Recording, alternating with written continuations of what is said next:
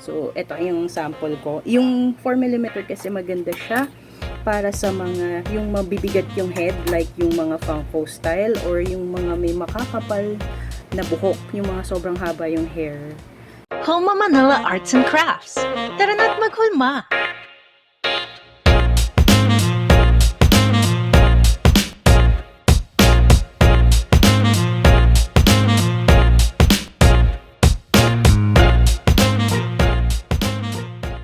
Hi guys! Welcome to our first Hulma Tekniks. So today, ang i-feature natin ay armature wire or aluminum wire. So itong aluminum wire kasi, kaya natin siya ginagamit or kaya favorite to sa paggagawa ng mga sculptures ay dahil hindi siya nangangalawang at malambot siya. Madali siyang gupitin. Actually, kaya yung mga maninipis na ganito, kaya siya ng regular na scissors tulad nito. And para sa mas makakapal, kailangan mo ng wire cutter. So, meron ako ditong 4mm na super kapal.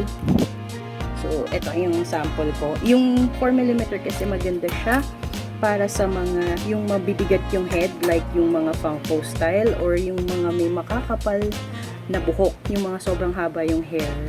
And then, meron tayong 1.5mm dito, 0.6mm tsaka 0.4 para sa mga smaller na armature. So, ito yung sample ko ng pwede mong gawin. So, yung 4mm ginamit namin dito sa thicker part niya. Yan, para sa head. Kasi usually talaga, ang kailangan mo talagang ma-establish is yung sa ulo and yung sa paa. Yan yung pinaka-importante para tumayo ng maayos ang inyong mga sculptures.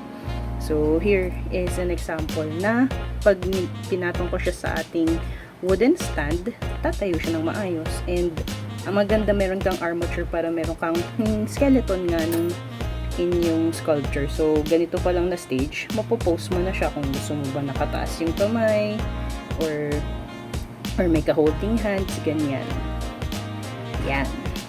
Tapos, eto, pakita ko lang yung sample ko ng tapos ko na sculpture. So, syempre, ito, ginawan ko siya ng armature sa loob. Tingnan natin kung matatanggal ko pa siya. Hindi ko kasi ito dinikit para nahihiwalay ko pa si Angela. So, gawa din to sa Hulma Air Dry Clay and acrylic paints. Medyo mahirap na siya tanggalin. So, pakita ko na lang yung, ayan, ito yung armature wire natin. So, aluminum wire din yan.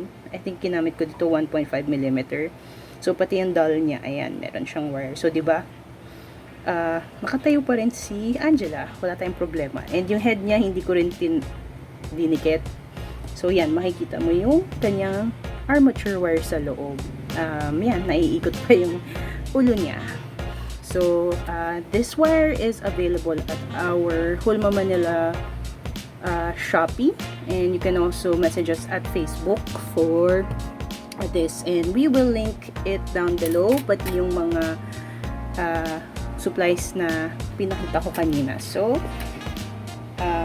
I hope you learned something today, and post nyo yung mga armature nyo down below if na-try nyo na gamitin to, and if you have other tips, i-share nyo naman sa amin dito sa comment section. So, ano pa bang hinihintay nyo guys? Tara na't maghulma!